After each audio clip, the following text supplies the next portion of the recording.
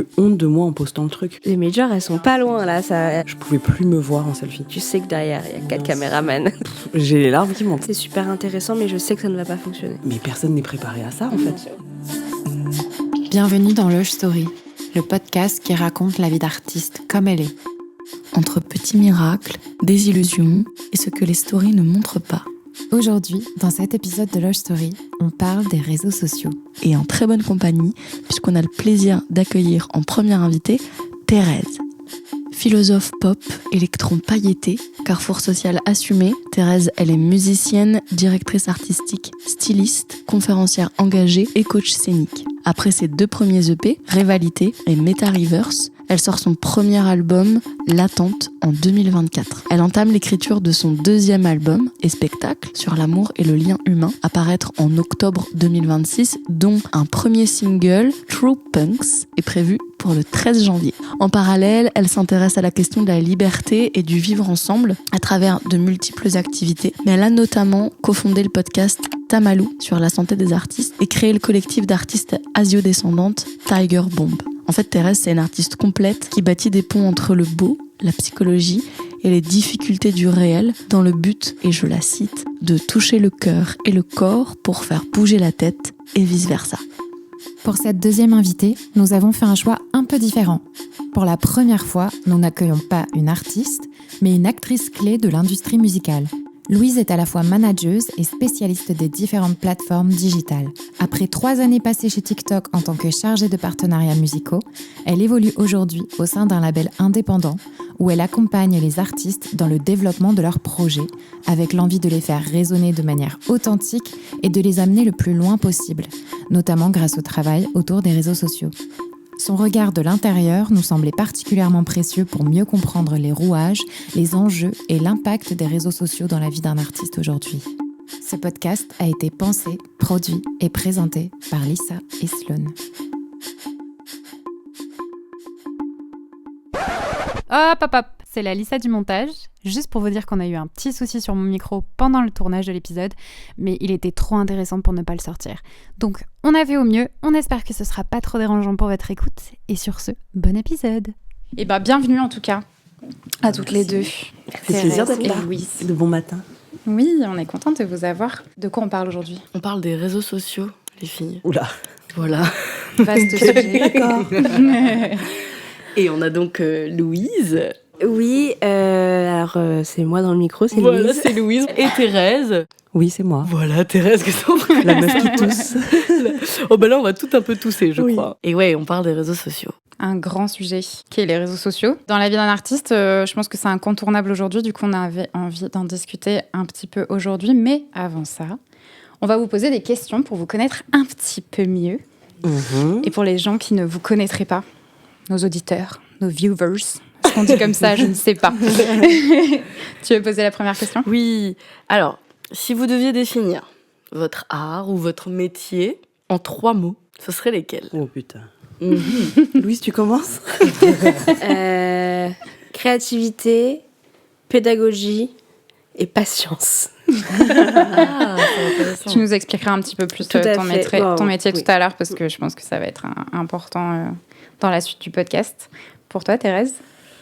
Je crois que je dirais libre, populaire et hybride. J'aime bien ce mot. Ok. Et la deuxième question, si vous deviez choisir une chanson pour la BO de votre vie, ce serait quoi ? Moi, j'y réfléchis et j'hésite beaucoup entre 2. T'as le droit de nous J'ai en le droit donner. d'en dire 2, d'accord. On fera un mash-up, c'est pas grave. Ce serait... J'ai hâte de voir le match. Je peux faire après. Ce serait soit Break My Heart Again de Phineas, soit Cool About It de Boy Genius. Je trouve que les deux ont une notion un peu de renouveau et de paix avec soi-même que j'aime beaucoup. Ça peut être la BO de ma vie, j'ai tout gagné, quoi. Et pour toi, Thérèse ? Je vais en dire 2, juste parce que c'est le maximum qu'on puisse dire. Du coup, ça va être Humble de Kendrick Lamar. Oh, c'est dur. Et Ocean Eyes de Billie Eilish. Billy. C'est bien, vous avez eu le frère et la sœur. C'est clair. Toi, tu y as réfléchi ou pas ? J'avoue que j'y ai pas du tout réfléchi. Mais là, spontanément, Nature Boy de Bowie. Mm. C'est un peu tristoun, hein, mais... C'est pas grave. Et Sigur Rós, toute la... Oh ouais, putain. Toute leur discographie. C'est pas une chanson. Non, je suis navrée. Comment être riche? Et toi? Je suis en panique, je suis en PLS. Non, peut-être certainement une chanson de Florence and the Machine, pour la liberté que ça me provoque et la puissance qu'elle a et en même temps la douceur qu'elle peut avoir dans certaines chansons. Laquelle, je sais pas, peut-être Various Storms and Saints, mais elle est un peu triste, mais en même temps, elle parle aussi d'apprendre à être libre, de se découvrir soi-même et tout. Et en même temps, elle est très mélancolique, donc ça pourrait être un truc comme ça. Mais une chanson de Florence, je pense. Son album, notamment How Big Up Blue Up Beautiful. Mais c'est dur cette question en vrai, parce que la BO... Ouais. Ça doit parler de tellement de choses en même temps, et tu vois. Est-ce qu'on partirait sur bien sûr, le sujet sur le sujet. Finalement. Le vaste sujet du jour. De toute façon, on va vous présenter, nous, un petit peu dans l'intro et tout. Donc, est-ce que quand même, on leur demande de se présenter un petit peu? Louise, déjà, est-ce que tu peux nous dire ce que tu fais dans la vie? Bien sûr. Alors moi, je travaille dans l'industrie, mais je ne suis pas artiste. Et actuellement, je travaille en label en tant que chargée de contenus digitaux pour les artistes. Donc comme c'est très vaste, je m'occupe de... Chaque artiste a un moment précis quand il en a besoin, donc que ce soit la tournée, l'album, le single, le merch. Enfin, et dès qu'il y a un moment fort, en fait, voir comment faire résonner tout ça, le projet et la musique de l'artiste sur tout ce qui est réseau, mais pas que. Enfin, c'est de manière digitale. Tu t'occupes de la stratégie digitale pour les artistes. Exactement, ouais. Et nous, ça nous importait d'avoir aussi des personnes dans le podcast qui font partie de l'industrie musicale. Ouais, c'est ça. Qui ne sont pas forcément artistes.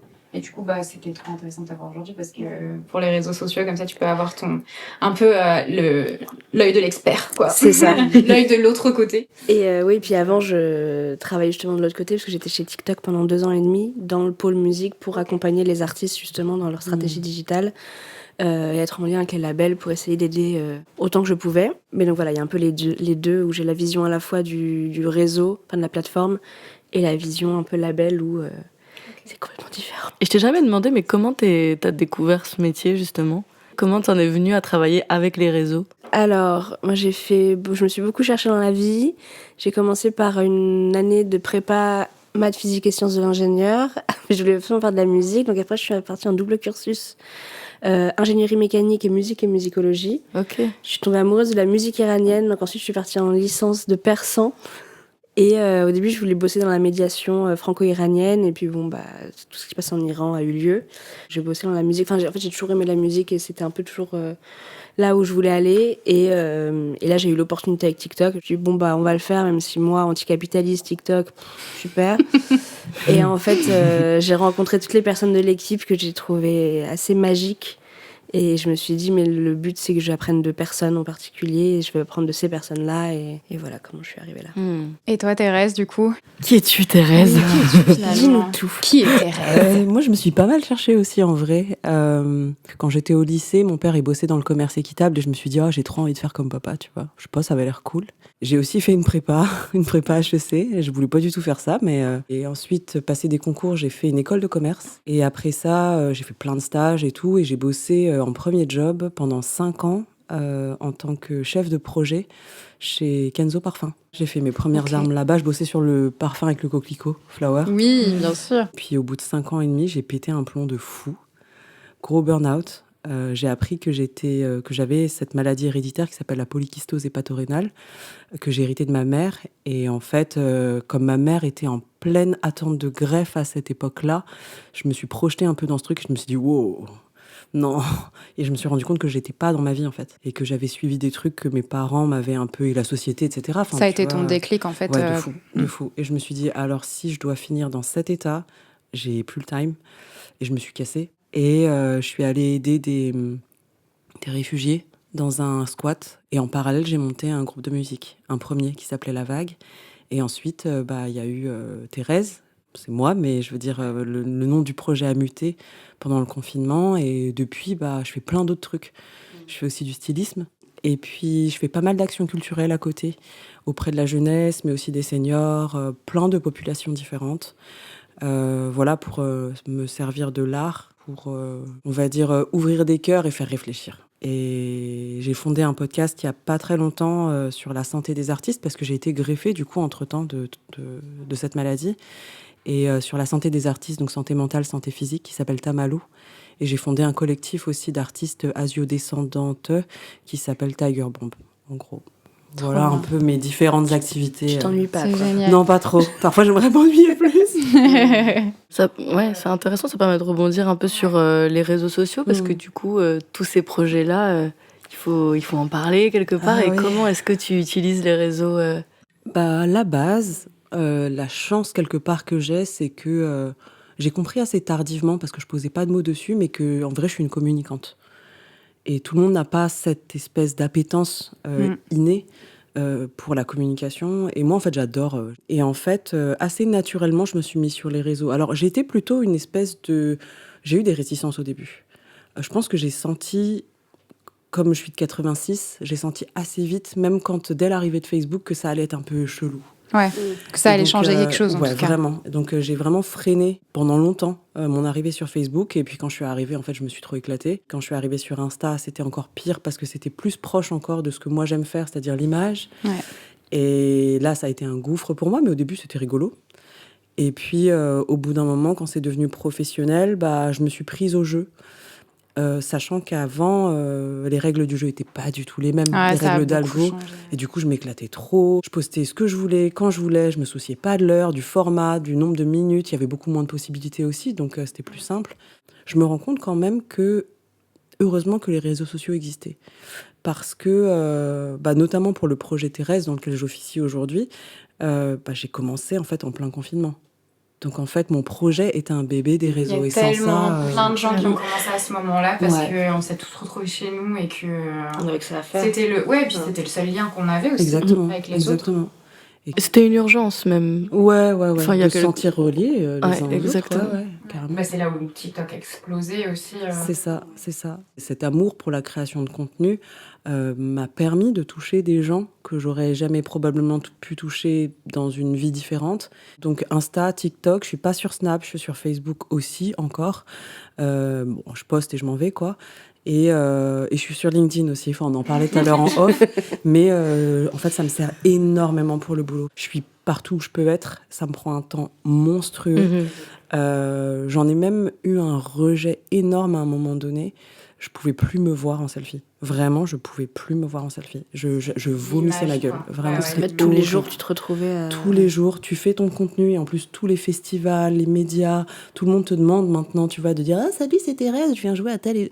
À la base, j'adore faire ça, mais quand tu fais ça toute la journée, c'est ultra chronophage. Et juste, Déjà, tu c'est vois ta chronophage et gueule puis toute la journée, quoi. ça devient quelque chose de mécanique Ah, en mais fait. bien C'est sûr, juste- bien sûr, c'est- bien Parce sûr. qu'au début, si tu l'as pris comme un terrain de jeu, Oui, les réseaux oui, sociaux, oui. après ça devient, c'est comme pour tout, ça devient un travail et puis ça devient quelque chose. C'est qui- ça. Ouais, ça devient C'est quelque ça, chose c'est qui- ça.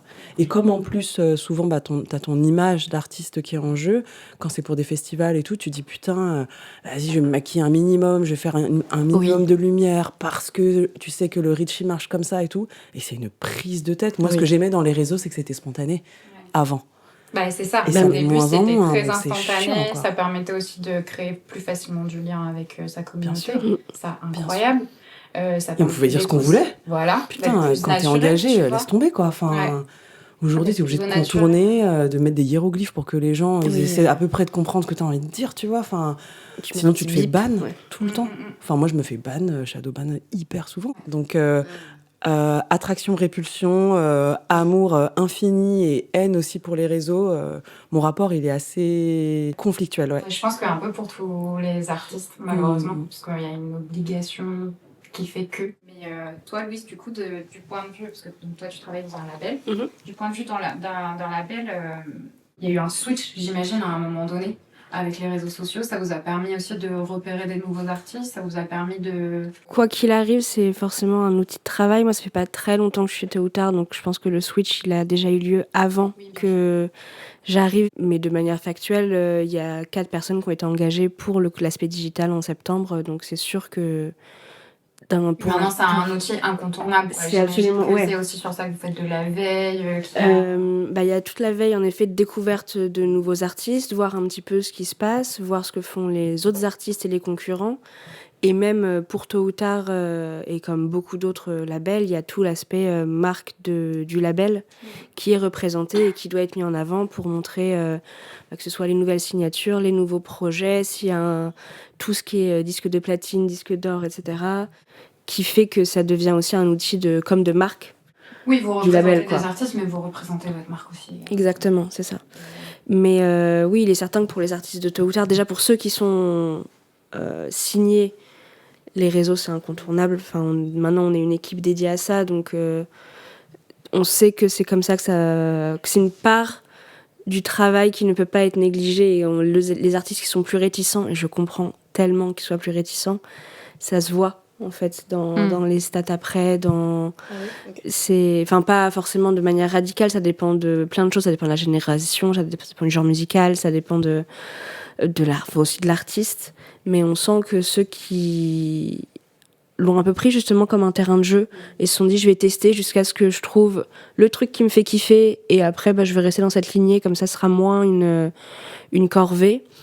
Et ça vient beaucoup plus des réseaux et des réponses de la communauté sur le titre qui va sortir, sur la tournée qui arrive, et donc ça donne aussi des indicateurs. C'est lié au fait que le plaisir en fait que tu prends à faire les choses, parce que de mon point de vue, j'ai l'impression que les réseaux, c'est simplement un canal qui permet de capter de l'énergie aussi, en fait. L'attention, ouais. Ouais, mais tu sais, même énergétiquement, ce que tu mets dedans, moi, j'ai remarqué que tout ce que j'ai pu faire sans prendre de plaisir, ça a jamais marché, quoi. Mais alors que là, le podcast, c'est un truc qu'on adore. Enfin, on est tellement content de pouvoir faire ça. Et peu importe ce qui se passera, rien que ça, déjà, je pense que ça se ressent et que c'est très important, quoi, de prendre du plaisir. C'est vrai que c'est assez terrible quand on voit sur les réseaux des artistes où ça se voit qu'ils ont envie de tout faire sauf ça. Oui, j'allais te dire, j'imagine que vous voyez la différence entre des artistes qui subissent les réseaux et des artistes qui utilisent ça justement comme un outil pour promouvoir. Et en même temps, il y a encore une fois cette dichotomie dont on parlait tout à l'heure. J'ai l'impression qu'on subit tous et toutes. Oui, il y a un côté où de toute façon on subit dans le sens où il y a un devoir, mais il y a des artistes qui le subissent plus. Et puis je pense qu'il y a aussi une question d'accompagnement, quand il y a une équipe autour dédiée à ça qui aide pour les idées, la création, le montage, le planning, réagir à un événement qui n'était pas prévu, etc. Tout de suite, ça enlève un poids énorme pour l'artiste. Alors que oui, je vois avec tellement d'artistes qui ne sont pas forcément signés ou qui sont vraiment full indés, et ça leur prend un temps fou. C'est vrai. Hein. En fait, c'est ça qui est difficile, c'est que c'est chronophage, c'est un travail, quoi, en plus, en fait. Et il y a déjà tellement d'aspects à faire au-delà de juste créer des chansons. Évidemment, quand t'es pas signé, quand t'as pas d'équipe derrière toi, tu dois être ton propre manager, tu dois être ton propre producteur, tu dois être ton propre réalisateur, ton propre...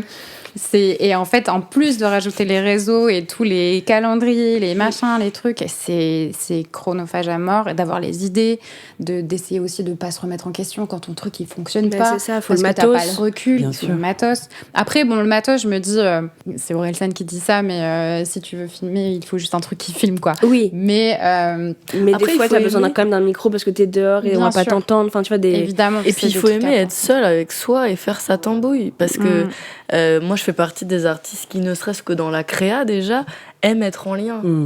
Et en fait, du coup, être solo avec mon contenu, c'est l'enfer, quoi. Tu peux plus le voir. Je comprends tellement. Pour rebondir sur ce que tu disais tout à l'heure, sur effectivement, c'est un métier à part entière.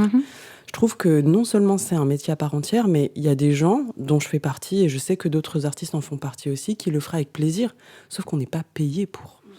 Et ça, c'est un putain de problème. Parce qu'en vrai, on fait de la création de contenu, et il y a des gens, c'est des créateuristes de contenu, ils sont payés pour faire du contenu. Bien sûr. Et ça, c'est un vrai problème. Aujourd'hui, en tant qu'artiste, on a 1 milliard de casquettes, notamment quand on est indé. Et moi, en vrai, si je fais plein de métiers, c'est aussi parce que je suis un peu comme ça, j'adore, ça me nourrit. Mais à la fois, cette ubérisation, elle est là du fait que je ne peux pas vivre en fait de ma musique parce que je suis pas payée, je suis à peine payée pour ma musique, mais pas du tout pour toutes les tâches qui sont autour. Effectivement, je m'auto-manage, je crée du contenu en permanence, je book, je fais aussi des RP. Enfin, tu vois, il y a un moment, faut dormir et vivre, et juste vivre, et vivre pour écrire. Parce qu'en plus, après, il faut écrire des chansons qui ont du fond. Enfin, moi, j'y tiens, en tout cas. Et ça demande de vivre. Et ça demande un minimum d'oisiveté et de t'ennuyer parce que c'est là que tu deviens créatif. Si t'es sous pression et que tu mets tes moments de créa entre 14h et 15h entre deux zooms, non, en fait, la chanson, elle va pas être bien. C'est pas un secret, tu vois. Ouais, il faut du temps, mais il n'y a que 24 heures dans une journée. Il y en a 8 où tu dors. Est-ce que vous vous souvenez le moment où vous vous êtes dit « Ah, ça y est, les réseaux sociaux, aujourd'hui, c'est quelque chose qui est indispensable pour un artiste ?» Moi, je pense que c'est quand je suis arrivée chez TikTok et que j'ai vu assez rapidement, en fait, que tous les artistes un peu émergents que je voyais sur TikTok qui essayaient, au fur et à mesure, ils étaient signés. Ouais. Et là, je me suis dit, ah oui, donc il y a vraiment... les majors, elles sont pas loin, là. C'est vrai que des fois, je voyais, il y a un truc, et 2 semaines plus tard, il est chez Warner. Genre, c'est vraiment Ah ouais. C'était d'une rapidité assez effrayante. En plus, après, moi, j'avais les rendez-vous avec les labels, ils disaient, on a un nouvel artiste qui s'appelle... Ah oui, d'accord, en effet. Et non pas qu'une signature veuille dire que tu vas réussir ou que ton projet a plus de valeur qu'un autre ou quoi que ce soit, mais j'ai trouvé que c'était quand même un indicateur assez fort de... c'est là où les labels écoutent, quoi. Et des fois, ça se joue à pas grand-chose, ça se joue à une vidéo qui a pété. Tu sais pas pourquoi elle a pété par rapport à celle d'avant et celle d'après, mais c'est celle-là qui va faire que... peut-être parce que la lumière était un peu mieux, parce qu'en fait, ça a eu un petit hook au début qui a mieux fonctionné ou quelque chose. En fait, ça se joue pas forcément à grand-chose. Et même là, j'ai parlé des artistes en mode label, mais les éditeurs regardent aussi, les tourneurs regardent aussi. Maintenant, quand tu fais un concert, il faut qu'il soit filmé hyper bien pour pouvoir après l'envoyer, etc. partout. Et donc ça veut dire qu'il faut que tu aies un vidéaste ou une vidéaste, donc soit un pote qui est bon, soit payer quelqu'un. Il y a eu le switch, donc là où ils regardent, mais il y a aussi, je trouve, le switch financier. Oui. Il faut commencer à investir de l'argent, à moins que tu sois en effet entouré par d'autres personnes créatives qui peuvent t'aider, mais où on te demande d'investir ailleurs que dans ta musique maintenant. Quoi. Et d'ailleurs, on investit en vrai sur les budgets quand on les regarde, parce que ça, le public le sait pas. Mais tu as plus d'investissement dans la promo et dans le marketing que dans ta musique. Moi, je trouve ça aberrant. Enfin, tout cet argent, j'aimerais le mettre dans... inviter des musiciens et des musiciennes à venir, un violon, plutôt que de le faire jouer par Ableton, de le faire jouer par une personne vivante. Je trouve ça fou. Moi, je m'en suis rendu compte justement quand je me suis rendu compte que les programmatrices, etc., regardaient ça comme chiffre avant d'écouter le son.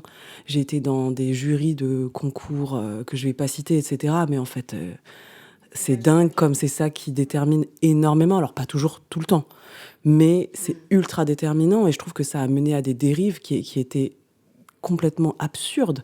Les faux streams. Les pushs sur YouTube où t'achètes des vues, tu pousses en publicité, pour le coup c'est pas des fausses vues, mais malgré tout en fait tu vas investir 500 1000 balles sur une vidéo où en fait t'auras très peu d'engagement, ce sera pas du tout des vrais followers, et les gens en plus, ce que je trouve terrible, c'est que tous ces professionnels, les gens maintenant savent qu'il y a souvent des faux followers, mais vont quand même se baser sur ces chiffres pour programmer des gens qui en fait n'ont pas vraiment de public.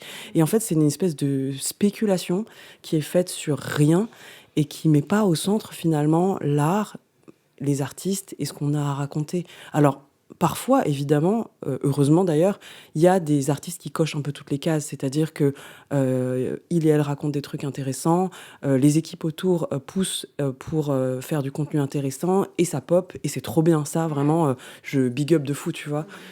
Mais c'est hyper rare, en vrai. Quand on sait un peu lire entre les lignes, analyser les chiffres, etc., tu dis waouh, mais quel court-termisme on vit en fait dans cette industrie. Encore une fois, je dis pas tout le monde, mais les plus gros, justement, si le critère principal c'est quelle vidéo a c'est dommage de se baser sur ça. Il y a un truc un peu qui peut faire un peu élitiste sur des... Tu vois, genre, ok, ta vidéo, elle a popé, mais de toute manière, les algorithmes sont tellement what the fuck aujourd'hui que je trouve que c'est très, très compliqué de savoir, tu vois, genre, pourquoi ce contenu-là a popé plus qu'un autre.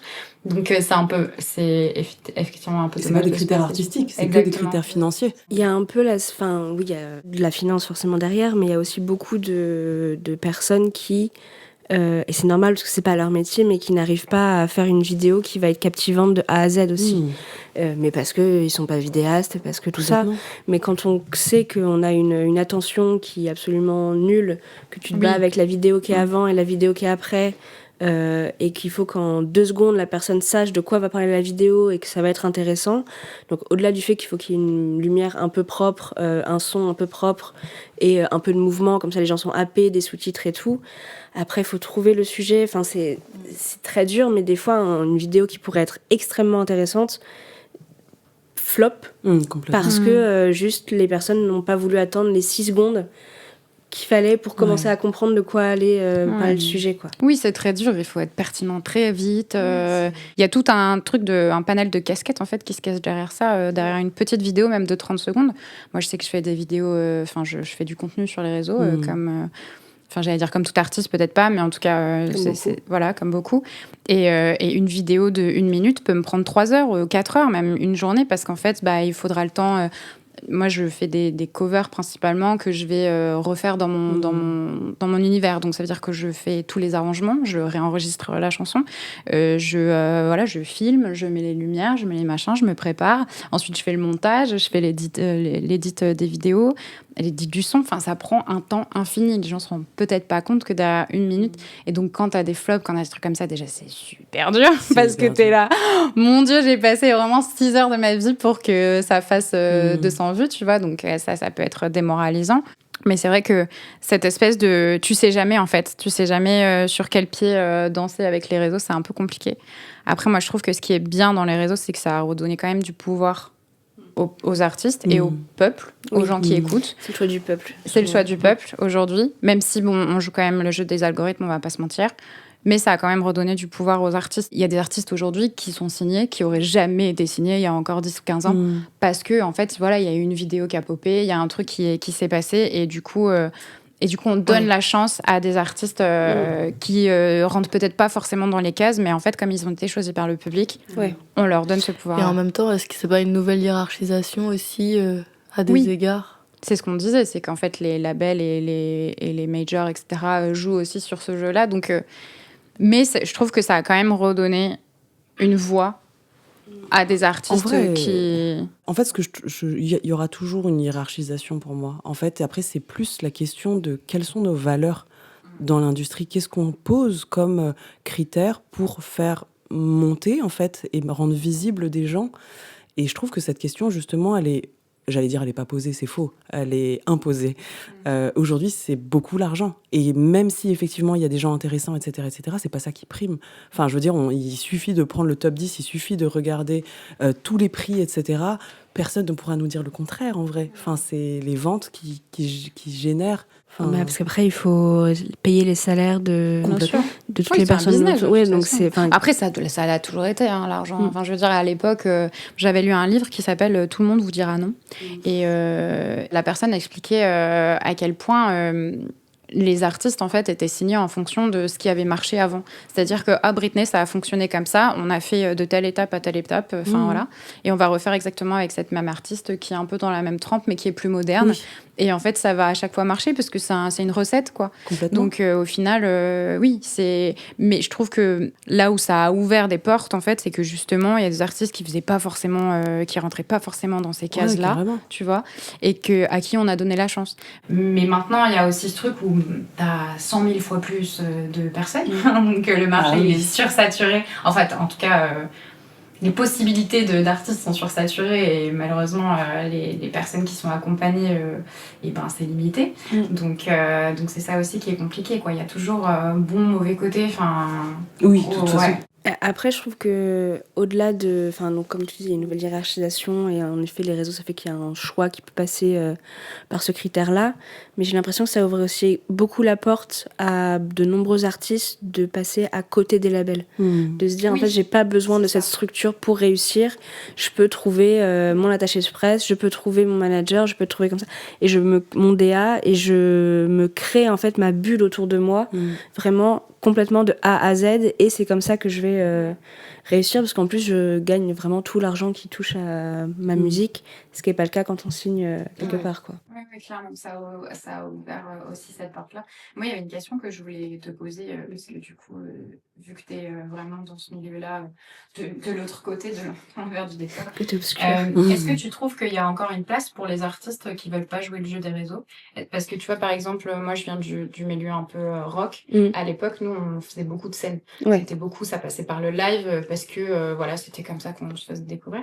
Est-ce que tu penses qu'il y a encore de la place pour ces artistes-là dans le paysage musical en France et même dans le monde, ou c'est vraiment genre si tu veux pas jouer le jeu des réseaux, ça sera très compliqué pour toi de faire quelque chose? Je pense que ce sera forcément très compliqué. Je pense qu'il y a possiblement des exceptions qui peuvent réussir sans, en faisant un tremplin, les Inouïs, je sais pas quoi, et en fait les gens vont le voir à ce moment-là. Enfin, tu peux envoyer ta candidature, envoyer les vidéos de toi qui performent sur scène, et bon, bah, tes réseaux sont peut-être morts, mais l'énergie fait que...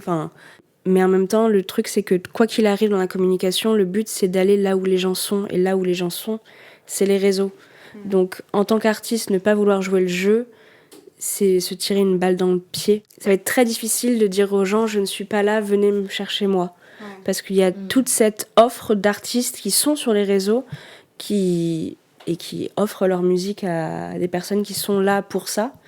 Le but, c'est pas de poster tous les jours, de ne faire que ça, de n'avoir que ça en tête, mais quoi qu'il arrive, dans ta vie d'artiste, tu vas devoir communiquer via les réseaux. Et maintenant, c'est le nouveau JT, c'est le nouveau magazine, tout est là. Donc voilà, donc pour moi, ça me paraît difficilement imaginable, et peut-être que j'ai tort, de se dire qu'on peut réussir entièrement sans. Bah, ça rebondit un petit peu... Sur le préjugé, on a une petite capsule qui s'appelle « Faites entrer le préjugé ». Faites entrer le préjugé. Les labels signent des artistes uniquement en fonction des stats sur les réseaux. Non. Voilà. Non, mais c'est un préjugé qu'on peut avoir. Oui, complètement. Puis après, je pense que ça dépend du label, ça dépend de l'équipe dans le label. Enfin, il y a plein de choses qui entrent en jeu. Mais le truc, c'est que peut-être qu'un label va découvrir l'artiste sur les réseaux et demander un rendez-vous et lui parler et l'écouter, écouter plusieurs maquettes et tout. Mais si la suite, si on n'a pas la vision pour l'artiste, ça sert pas à grand-chose, quoi. Vous, ça vous fait pas peur d'aller signer un artiste qui a pas forcément encore sa communauté sur les réseaux, qui a pas des streams de folie ça rentre pas en compte Ça rentre forcément en compte. Mais moi, je le vois plus comme j'ai 2 projets coup de cœur. Il y en a un où les réseaux sont un peu plus développés que l'autre, et je vais peut-être balancer sur celui. Voilà. Mais en fait, ça va dépendre vraiment du label et tout, de l'investissement qu'il peut y avoir dans le dev. Mais une communauté, ça peut se créer aussi. Enfin, nous, je sais qu'on a l'exemple des 2 où Charles Doré a été signé après la Star Academy, donc il y avait déjà une énorme communauté. Et à côté, on a signé une artiste, Hayden, qui a 1300 abonnés sur Instagram, et elle vient sortir son premier single la semaine dernière, donc c'est vraiment une construction de rien.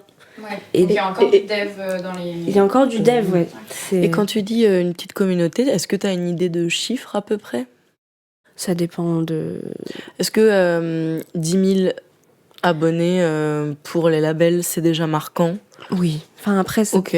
Ça dépend encore je suis sûre qu'il y a plein de gens qui se posent la question, c'est pour ça que je demande. Non, mais 10 000 abonnés, si les abonnés sont présents et réagissent, c'est énorme. Okay. Ça veut dire que quand tu postes quelque chose, que tu demandes de l'aide, que tu dis que ton single va sortir, que tu fais tes liens de pré-save, que tu fais tes ventes de tournée et tout, il y a des gens qui sont à l'écoute. Et ça, c'est quand même un gros morceau, quoi. C'est important, mais comme tu le disais tout à l'heure, le chiffre, s'il n'y a rien derrière de concret, on s'en fiche un peu, quoi. Oui, c'est ça, c'est le taux d'engagement. Et Insta et TikTok, en fonction de la plateforme aussi, c'est différent.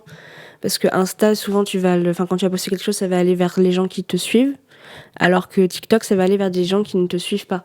Ça va juste analyser la vidéo, dire là, on parle de basket et de musique, je vais l'envoyer à ceux qui aiment le basket et la musique et voir qui réagit. Et donc, en fait, Insta, c'est la communauté que tu as déjà, alors que TikTok, c'est la communauté potentielle que tu peux attirer. Et donc, les chiffres sont complètement différents de l'un à l'autre. J'ai l'impression que même le contenu, c'est pas le même, quoi. TikTok, j'ai l'impression que c'est l'authenticité qui prime envers et contre tout, avec des contenus pas trop produits quand même, alors que Insta... En fait, il faut pas que ça se voit que c'est produit.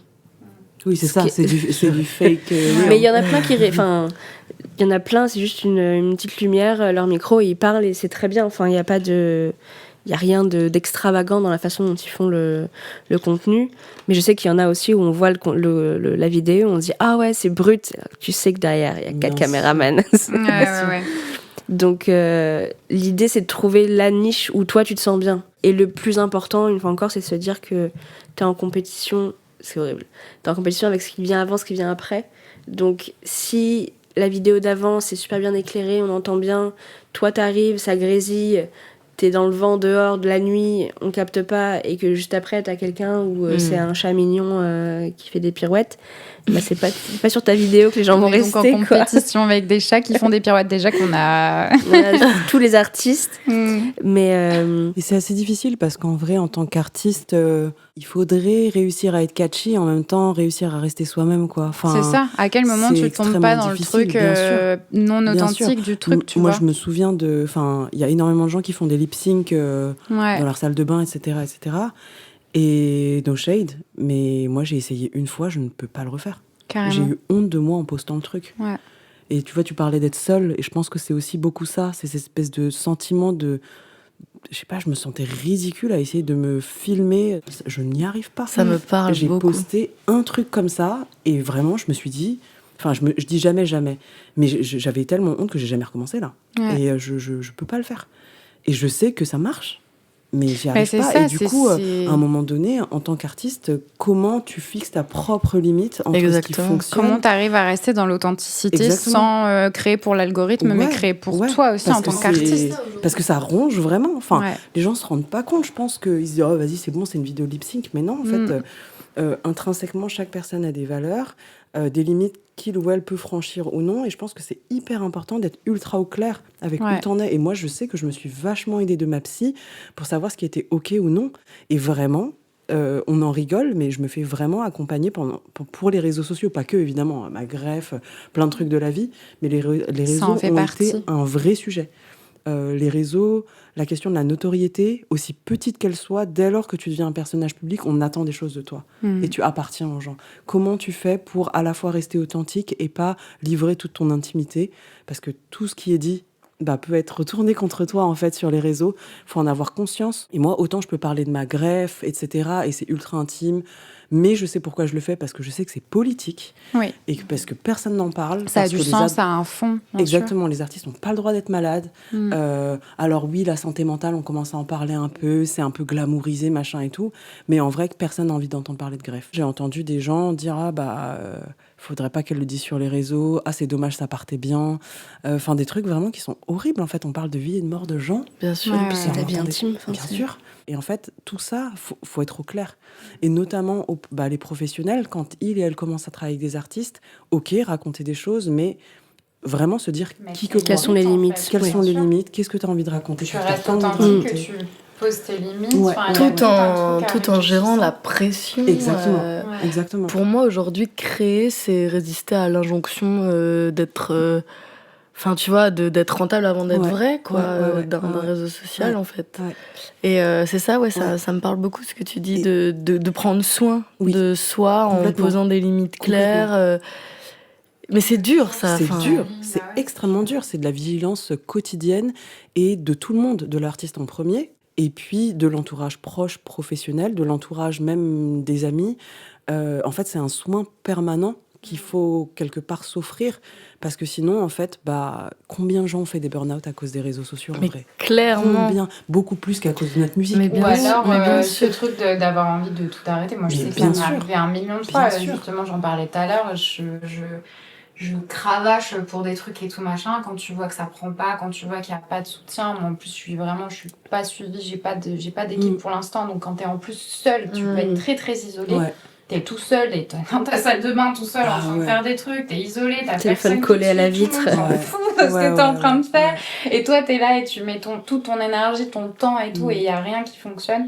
Ça peut être énormément difficile. Et moi, ça m'a donné un nombre de fois envie d'arrêter ou de me dire peut-être que je suis pas faite pour ça. Peut-être qu'en fait, je suis arrivée trop tard. J'ai pas pris le coche avant quand il y avait pas encore tout ce truc-là. Et en fait, ça peut être très très compliqué. Et ça, je trouve que c'est hyper important de se dire que c'est ok aussi de pas être fait ou faite pour ça, parce que effectivement, comprendre que en fait l'industrie c'est des codes et que ça ne vient pas remettre en question ta valeur ni d'artiste d'une part, ni d'être humain d'autre part. Et ça, c'est méga important parce que souvent on tout parler de ce truc dopaminique, des likes aussi, bien sûr, c'est une drogue. On nous a littéralement drogués avec ça. Enfin, que ce soit en tant qu'artiste ou tout le monde. Parce que tout le monde, aujourd'hui, est sur les réseaux, consomme, se fait son petit shot. Et c'est dangereux. Et comment tu fais aussi pour rester créateur, artiste, inspirateur, plutôt que devenir influenceur, quoi. Exactement. Et en plus, je trouve que c'est assez proche aussi de la création de nos chansons, nos musiques, tu vois. En fait, d'essayer de dézoomer un peu et de comprendre que c'est quelque chose qui appartient aussi à l'ère du temps. Parfois, on arrive un peu en avance. Parfois, on est un peu décalé aussi. C'est pas de l'avance ou du retard, mais on est un peu décalé par rapport au mainstream. Et en fait, en vrai, c'est pas grave. L'idée, c'est plutôt d'être aligné avec notre notion personnelle, qui est très dure à trouver, du succès. Qu'est-ce que c'est pour moi réussir ? Et est-ce que j'appartiens, en fait, dans ma notion du succès, à ce qui se fait de mainstream aujourd'hui ? Et oui et non, et si oui, est-ce que je veux y aller ? Est-ce que j'ai envie d'y aller, pas d'y aller ? Et ça, c'est méga important. Parce que je sais, moi, aujourd'hui, que j'accepte complètement le fait d'être, entre guillemets, plus niche. Peut-être que c'est un peu moins accessible que certains contenus. Peut-être que c'est un peu plus intello aussi, mais c'est ce que je suis, en fait. Oui, et tu vas pas te trahir. Exactement, et je vais pas me trahir moi, et ça me va. Surtout, il y a des gens qui ont besoin d'entendre ça. Il y a des gens à qui ça parle. Exactement. Et puis peut-être que ça va faire les petits et les petites de demain. Et moi, j'ai été inspirée aussi par des gens qui étaient... Je lis énormément de sociaux, de psycho, de psychanalyse, etc. Et oui, c'est pas hyper digeste. Ça ne se raconte pas en 1 minute sur les réseaux sociaux. C'est impossible, en fait. Et heureusement qu'il y a des gens, justement, qui viennent petit à petit, à leur échelle, démocratiser des contenus qui sont compliqués et qui deviennent aujourd'hui plus digestes et consommables en 1 minute, tu vois, sur les réseaux. Du coup... Mais tant que ça reste ta vérité, en fait, c'est ça qui est le plus important. Exactement. Et je pense que c'est ça qui est difficile, c'est justement, c'est ce que tu disais tout à l'heure, Claire, de résister à l'injonction, de pas créer et faire pour l'algorithme et pour les réseaux, mais faire pour toi. Exactement. Et après, les gens, ils vont suivre. Je pense que c'est ça. Peut-être quelque chose que tu peux conseiller. Ouais, quoi qu'il arrive, faut pas se travestir, en fait. Enfin, faut pas se dire que tu fais quelque chose et que viscéralement t'es en train de te dire non, c'est absolument pas ça que je veux. Par contre, des fois, tu peux vouloir faire un contenu ou parler de tel sujet et en fait là quand même t'adapter au réseau en disant j'ai quand même envie que ça touche les personnes que ça doit toucher, donc je sais pas, enfin je vais faire ça peut être des compromis ou alors m'inspirer de ce qui est déjà fait, parce que des fois tu sais même pas comment tu veux le faire. Ça, je trouve que c'est aussi un moyen de... Enfin, ça reste un univers créatif de faire de la création de contenu. Et donc, tu vis forcément dans un univers où tout le monde se nourrit et tout le monde... Mais il faut quand même être singulier, quoi. Oui. Tu vois, on nous demande quand même en tant qu'artiste de sortir un peu du lot. Tu sais, il y a un peu ce truc-là d'être un peu singulier dans ce que tu fais. Donc, c'est compliqué parce qu'en fait, tout le monde reproduit des trends, tout le monde reproduit des choses qui a pris sur l'autre, qui a pris sur machin. Donc c'est là où ça peut être très difficile, c'est sûr. Puis en plus, il faut rester en accord avec sa DA et qui on est, et les valeurs qu'on a, quel sujet je veux aborder, quel sujet je veux dénoncer. Et donc, en fait, en effet, si tu te lances sans t'être posé un petit peu au début, en disant moi, je suis telle personne, je veux transmettre ces choses-là, ça, je veux pas qu'on le sache, ça me va. Ça peut te sauver déjà des années de création et de bien-être, quoi. Et des heures de thérapie et beaucoup d'argent. Clairement. Il y aura quand même besoin de thérapie. Et des burn-out. Toi, tu sens qu'il y a une tension parfois là-dessus quand tu développes des artistes sur justement la limite entre l'authenticité et aussi la stratégie digitale. Et ce qui est normal, hein. Il y a des artistes qui veulent absolument faire ça, un type de contenu. Et dans ma tête, je me dis oui, c'est super intéressant, mais je sais que ça ne va pas fonctionner. Donc, j'ai envie qu'on le modifie pour que ça puisse fonctionner. Et en fait, des fois, ça se clash. Enfin, ça se clash. Il n'y a jamais d'engueulade, il n'y a jamais tout ça. Mais donc, des fois, il y a un peu réussir à trouver ce compromis entre... Faut se retrouver au milieu. Faut que ce soit authentique et mais en même temps, on ne va pas passer des heures et des jours à travailler sur quelque chose alors que... On sait que ça va pas. C'est quoi le dernier truc sur lequel tu as eu tort et que l'artiste a eu raison ? Un dernier truc où tu t'es dit, waouh, attends, là, j'avais le code. Mais je lui ai pas dit. Donc si tu écoutes ce podcast, sache que... non, mais en fait, il y a l'artiste que je manage qui s'appelle Greg et qui a donc sorti son EP il y a un mois. Et on en le fait, taguera. pour sortir... Greg en pétard. Et donc il a sorti une vidéo où il lit un texte de tout ce qu'il a vécu, toutes les agressions homophobes qu'il a vécues. Et en fait, il est chez lui avec un grand espace autour et ça happe un peu.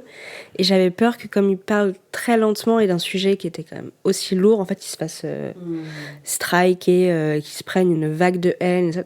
Alors il y a eu la vague de haine, mais on n'a jamais fait des stats aussi énormes. Ok. Les vagues de haine font du buzz. Bah, c'est oui, ça, hein. voilà. Ça fait Donc, du riche, on peut en parler. Hein. On est tombé dans un algo mascu avec le podcast. On s'est pris une vague de mascu sur Ça, faut un extrait. screen tous les commentaires. Ah, t'inquiète, c'est fait. Ouais. C'est fait. On en parlera un jour, je pense, quand on fera un épisode. Dans vos mémoires. Et ça, c'est important d'en parler parce que au-delà du travail qu'il y a à fournir, qui est énorme, on vient d'en parler, mais quand tu te prends...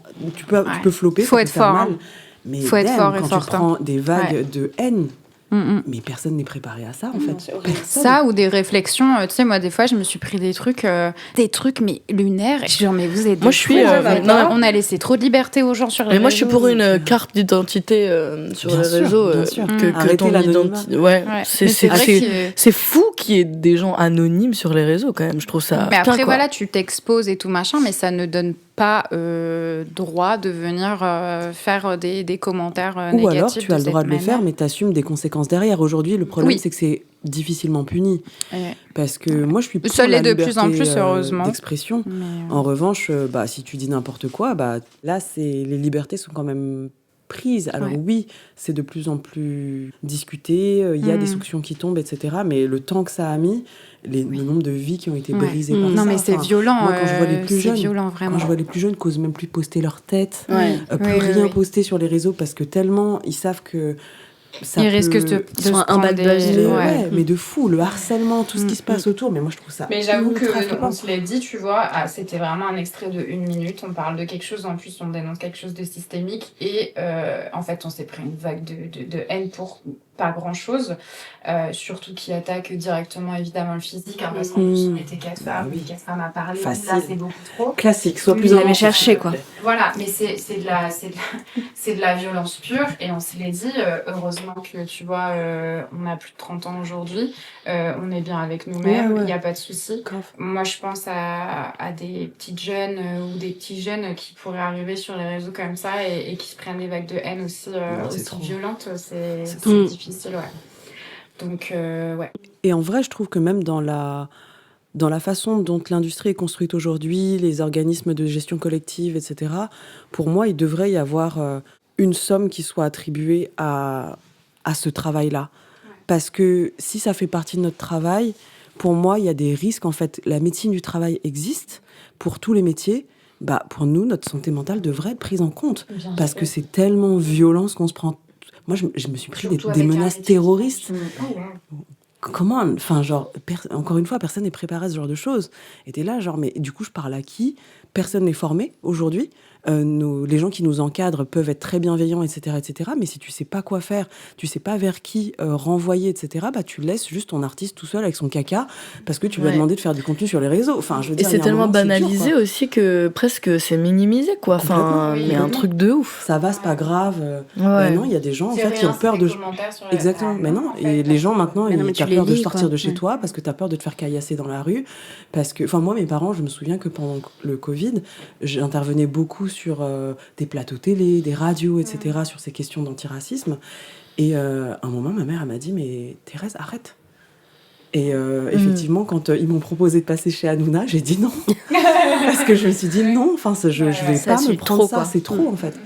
On est obligé de se censurer, et ça c'est terrible parce que du coup, elle est où l'authenticité aussi là, et d'arriver à rester dans son authenticité sans aller malheureusement en dire trop parce que sinon tu risques de te prendre des insultes, etc.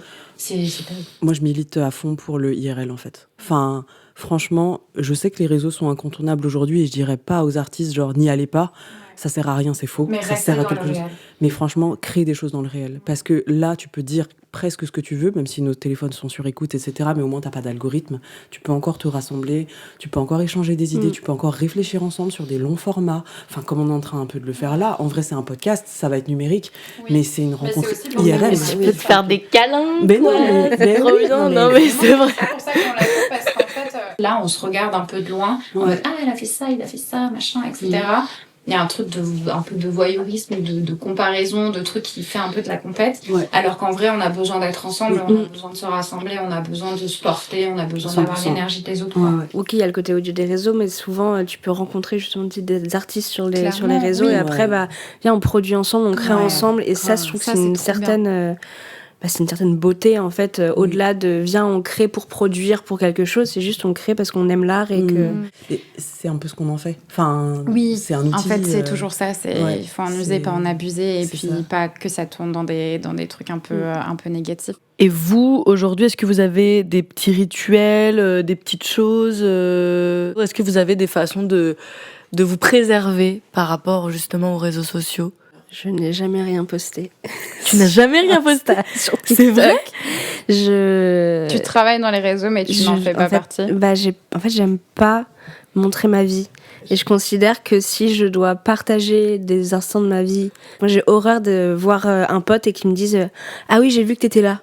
Oui, c'est vrai que c'est devenu très impersonnel au final. Après, quand tu rencontres les gens, tu dis « Oui, j'ai vu ta story. » Super, mais bon. Ouais, c'est vrai. Toi, tu te mets des limites ou des trucs comme ça ? En vrai, j'ai des phases. Je me mets pas de limites. Moi, je m'interdis jamais rien. Mais oui, il y a des moments où je suis très contente parce que quand j'ai pas d'actu et pas de choses à créer, je m'autorise aujourd'hui à me taire parce que je décide de couper Internet et de faire ma vie, en fait. Et en toute honnêteté, Thérèse, est-ce que ça change vraiment quelque chose sur ton reach ou sur la présence des gens ? Franchement... Pas tant, non. Ça dépend des périodes. Moi, je sais que quand je fais ça, quand je reviens, on me voit moins. Enfin, faut pas se leurrer. Parce que l'algorithme prend en compte la régularité. Exactement. En revanche, I don't give a fuck. Enfin, je me dis juste, c'est ça, j'ai besoin d'une pause. En fait, c'est soit ça, soit j'arrête de créer. Donc, et pareil, j'ai eu le même truc que toi. À un moment, je me suis dit, genre, je n'en peux plus, je vais tout arrêter. En fait, c'est pas fait pour moi, j'en ai marre. J'aime rencontrer les gens, en vrai. J'ai besoin de toucher. Enfin, tu vois, genre... Exactement. Et ce que t'aimes, parce que moi, c'est toute ma vie, de faire de la musique. Et en fait, de devoir avoir ce truc-là, tu vois, imposé, en fait, ça me remet profondément en question sur peut-être qu'en fait... je suis pas faite pour être artiste, ce qui est faux. Et en plus, tu peux être artiste différemment aussi. Et voilà, il y a un équilibre à trouver. Moi, effectivement, on en revient un peu à ça, mais je suis artiste, je me considère en tant qu'artiste, j'ai des choses à dire. En fait, pour moi, être artiste, c'est t'as une vision du monde à apporter aux gens. Et tu verras s'il y a une caisse de résonance ici ou ailleurs. Et s'il y a 3 personnes, c'est déjà 3 personnes parce que peut-être que tu vas changer leur vie. Moi, je reçois des messages de gens qui ont dit « J'ai vu tes témoignages sur les réseaux et donc j'ai accepté ma greffe. Je me suis fait greffer aujourd'hui et tout va bien, tout va mieux dans ma vie. » Meuf, j'ai tout gagné en fait. J'ai pas besoin de plus. Tu vois ce que je veux dire ? Moi, ma fame, c'est ça. C'est pas le fait d'être adulé par 10 milliards de personnes et de sortir dans la rue et de pas pouvoir acheter du PQ. Ça ne m'intéresse pas. Si je peux transformer un tout petit peu la vie des gens juste par le fait d'exister, je suis trop contente. Et ça, c'est important, en fait, de comprendre que les carrières, elles sont déjà pas linéaires, très diversifiées. Il y a autant de façons d'être artiste que d'artistes différents. Et je trouve que c'est OK de pas... C'est pas parce que tu fais pas ton million de vues sur je sais pas quel réseau que t'es une merde, en fait. Et qu'il y a plein de façons de vivre. Et justement, moi, je pense que les médias devraient visibiliser plus ce genre de profil pour arrêter de faire croire aux gens que tout le monde peut devenir Angèle. No shade, j'adore Angèle. Mais on a des parcours de vie différents. De comparer, en fait, à exactement. Parce qu'on est tous exactement, différents. C'est ça. Et même au sein de l'industrie, souvent, on met en avant l'artiste-interprète. Mais il y a tous ceux qui écrivent pour les autres, qui composent pour les autres, qui écrivent pour l'image, etc. Et en fait, souvent, c'est même eux qui gagnent mieux leur vie. Et donc... Les éditions, bébé. Mais c'est... Enfin, en fait, c'est toute cette masse un peu cachée qui est artiste et qui compose et qui crée et qui, je pense, aide aussi beaucoup. Oui, mais il y a un truc un peu de star, de paillettes, de trucs qu'on a créé. Ça dure depuis la nuit des temps, j'ai envie de dire. Et c'est presque de pire en pire, effectivement, ce truc d'artiste-interprète star. en fait, on est une star avant d'être musicien et musicienne. Enfin, aujourd'hui, on prend des gens de YouTube, de TikTok, etc. Et puis, on leur met des chansons dans les pattes. C'est des gens qui savent même pas spécialement chanter ni rien. Et en fait, let's go, tu vois. Je suis pas 100% d'accord pour dire que les personnes qu'on repère sur ces réseaux vont pas forcément savoir faire de musique ou bien sûr. Ou autre. Quand on voit des Solane ou autres, c'est des artistes complètes. Mais pour moi, c'est vrai. Moi, Solane fait partie des gens qui justement des belles surprises, des grandes surprises, qui cochent toutes les cases et tout. Et franchement, j'adore ce qu'elle fait. Exactement. Mais il faut juste être honnête par rapport à l'industrie qui existe. Ce sont des exceptions. Oui. Et c'est ça qu'il faut dire aux gens. En fait, souvent, le public pense que parce que ce sont des exceptions, des super belles exceptions, et franchement, on les prend de fou. Je veux dire, c'est pas parce que tu sors d'un certain milieu. En fait, le système adore la méritocratie et adore montrer justement ces espèces de success stories qui sont des exceptions pour faire croire que en fait la méritocratie existe. Alors qu'on est dans un système élitiste à mort. Pas du tout. Il y a des gens qui ont de la chance, il y a des gens qui ont... Parce que la chance joue aussi beaucoup. Il n'y a pas que ça, évidemment. Il y a du travail, il y a du talent, etc. Mais il y a le réseau, il y a la chance. L'industrie de la musique reste quand même une industrie bourgeoise. Mais évidemment. Il y a de la hiérarchie, il y a de l'élitisme, c'est ce qu'on disait tout à l'heure. Et en fait, les réseaux maintenant en font partie, sont aussi rentrent aussi dans les critères élitistes. Et il y a beaucoup d'artistes qui mériteraient plus de visibilité, plus d'accompagnement, etc. Et qui arriveront peut-être pas jusque-là parce qu'ils n'ont pas justement ce truc-là avec les réseaux, quoi. Oui, et puis on disait tout à l'heure que c'était un peu la voix du peuple, les gens qui peuvent choisir, etc. Il n'empêche que on va avoir un nombre qui certes a grandi mais fini d'artistes qu'on peut mettre en avant à un moment T. Ouais, bien sûr. Tout le monde peut devenir artiste, mais tout le monde pourra pas en vivre. Non, c'est tout. sûr. Faut juste personne t'empêche de le faire, mais il y a des règles du jeu, il y a de la chance, il y a tout ça, et comment tu navigues au milieu de la jungle, quoi. Là, tu as une psy.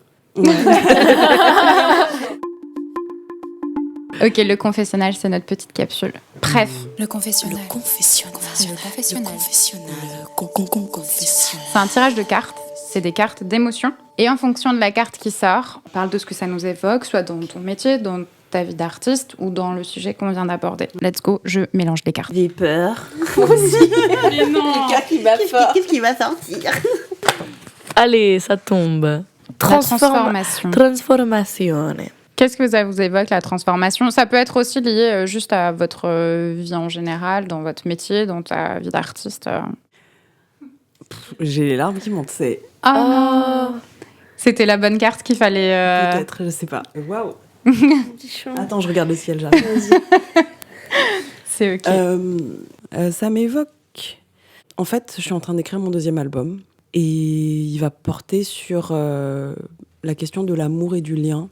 Et il fait suite au premier album qui s'appelle L'attente, qui était sur ma greffe, en fait. Pas que, mais surtout les apprentissages, l'attente de greffe, et puis l'attente en général. Pour moi, l'attente, c'est un peu genre... la vie, c'est un peu l'attente de la mort, et c'est comment t'attends, en fait. Et en fait, toute cette phase-là, l'opération, la convalescence, etc., a amené beaucoup de transformations dans ma vie. J'ai appris énormément de choses sur moi, et j'ai surtout appris à fond à m'accepter pleinement et m'aimer plus, tu vois. Et je me suis rendu compte que ça avait eu un impact énorme sur ma façon de relationner avec les autres. Et en fait, je vais parler un peu de tout ça dans l'album. Je trouve que la transformation chez moi, elle a été surtout spirituelle. On m'a appelée pour la greffe le dernier soir de ma tournée. Je devais dormir à Amiens, finalement je suis rentrée à Paname à 2h du mat, à 3h mon téléphone a sonné. Je suis arrivée à l'hosto, c'est un camarade de collège qui m'a opérée, que j'avais pas revu depuis le collège. Et en fait, je suis sortie de l'hôpital le jour de la sortie de Maladiva, qui était la chanson que j'avais écrite sur ce sujet en guise de presque testament artistique si jamais ça se passait mal. C'est une chanson que je voulais qu'elle sorte avant que j'aille me faire opérer parce que, en fait, je savais pas si j'allais mourir ou pas, en gros. Et en fait, je me rends compte que toute cette greffe, tout ce truc qui est un truc qui... La maladie est toujours vue comme quelque chose d'horrible. Et en vrai, je pense que c'est le plus beau cadeau qui me soit arrivé de toute ma vie. Parce que... Ça a été un super raccourci pour me rapprocher de moi-même, de me prioriser, mais pas dans le sens mauvais du terme. Ça m'a aidé à m'individuer en tant que personne, mais pas à m'individualiser. Et j'ai l'impression que plus t'es en paix avec toi-même, et plus t'arrives à être en paix avec les autres. Et aujourd'hui, franchement, bon, je suis artiste, je suis pas hyper riche, tu vois. J'ai un nouveau foie d'une personne que je connais, App, et qui, je sais même pas qui c'était, mais cette personne m'a sauvé la vie.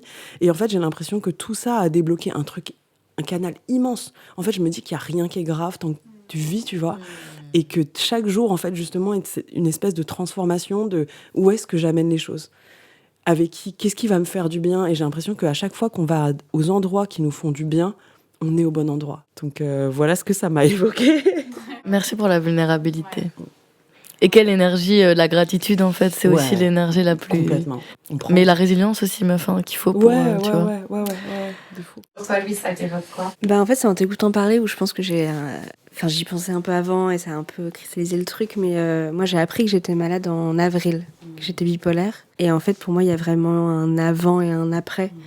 Parce qu'il y a la recherche du traitement, il y a l'acceptation, il y a le deuil de qui tu étais avant, l'inconnu, la méfiance de se dire, en fait, dès que je ressens quelque chose, il faut que je fasse très attention parce que si ça se trouve, c'est pas réel. Et donc, ça a été 7 mois maintenant très difficile où vraiment tous les jours, c'était une étude complète de moi. Et je pense que ça fait 10 jours que je me réveille le matin en me disant, mais là, je commence à me sentir bien. J'ai trouvé enfin ce qu'était la stabilité dont on me parle, que je pensais connaître, mais en fait, je faisais rire mon psychiatre. Je me disais, mais madame, ça, ce n'est pas stable du tout. T'es en train de te trouver, toi, du coup ? Complètement. J'ai l'impression de tout redécouvrir. Genre les relations amicales, les relations amoureuses, la relation par rapport au travail. Avant, j'étais persuadée que, dans ma tête, je me disais, je veux changer l'industrie et je veux tout casser et tout reconstruire pour que ce soit beaucoup plus juste et voilà. Et maintenant, je me dis, mais peut-être que je peux juste le faire à mon échelle et ce sera déjà très bien. Et transformation, d'ailleurs, moi, personnellement, tout ce qui a été écoute, jouer de la guitare, jouer du piano et tout ça a été tellement salvateur dans ce chemin. Merci les filles de vous être confiées comme ça. C'était trop cool d'avoir ce moment avec vous, même sur tout ce sujet très intense qui est les réseaux sociaux. Ouais. Je pense que ça va faire du bien à pas mal d'artistes de déculpabiliser aussi pas mal ce truc-là et de se rendre compte que c'est bon, chillons un petit peu. Personne ne m'attend là. Aimons-nous, retrouvons-nous dans la vraie vie. Exactement. Oui, c'est ça. Voilà. Si on devait conclure, c'est surtout ça. Ouais. Retournons un petit peu dans le réel. Restons aussi un petit peu sur les réseaux parce qu'il y a besoin, effectivement. Rencontrons-nous sur les réseaux, mais pour se voir dans le réel. Et je dirais également, soutenez-vous aussi en tant qu'artiste. Ouais, bien sûr. On arrête non, mais je vais pas republier N'hésitez pas. Abonnez-vous. Tous les camps. Non, mais c'est vrai. Écoutez la musique, allez au concert. Ouais. Non, soutenons-nous, c'est vrai, parce qu'il y a un truc, on le disait tout à l'heure, on se regarde un petit peu de loin des fois, et ça peut créer aussi de la compétition. De la compétition, ouais, merci. Et je trouve que c'est pas vraiment très sain et qu'en fait, on a besoin les uns des autres. Et en fait, au final, on se retrouve tous au milieu, quoi. En plus, on sait jamais ce qui se passe dans la vie des gens. Exactement. Faut pas oublier, nous-mêmes, parfois, on s'auto-piège en se disant ah ouais mais elle a une vie comme ci et lui il a une vie alors comme ça. Alors qu'en fait, non. Tu sais jamais. Les réseaux, c'est pas toute la vérité. Là, par exemple, j'ai le coccyx fêlé. Bon, merci les filles, on va terminer. Merci. Est-ce que vous voulez peut-être un petit instant promo quand même ? Moi, je sors un nouveau titre. Let's go. Le nouveau titre sort le 13 janvier. Il s'appelle True Punks et il parle de sobriété. Et voilà, donc c'est le premier single qui lance mon deuxième album. Je commence en janvier et puis l'album sortira en fin d'année à un moment opportun. Voilà, grosso modo. On va mettre tous les liens. On mettra tous les liens. Il y a un fat clip qui arrive aussi avec. Donc, ça fait plaisir ça. De fou. Et toi, ma chouchou, t'as quelqu'un dont tu voudrais promouvoir le travail bien évidemment, Greg, mon petit Greg en pétard sur les réseaux, qui a sorti son EP il y a 1 mois et franchement, on y a passé 1 an. L'EP il est incroyable et vraiment, c'est politique, c'est queer, c'est dansant, c'est tout ce qu'il faut. Ok, on va aller voir aussi. Ouais. Merci les filles, c'était trop bien. On se fait un petit truc, on se rejoint ici. Abonnez-vous. Merci les filles. La petite chorale là. C'est clair.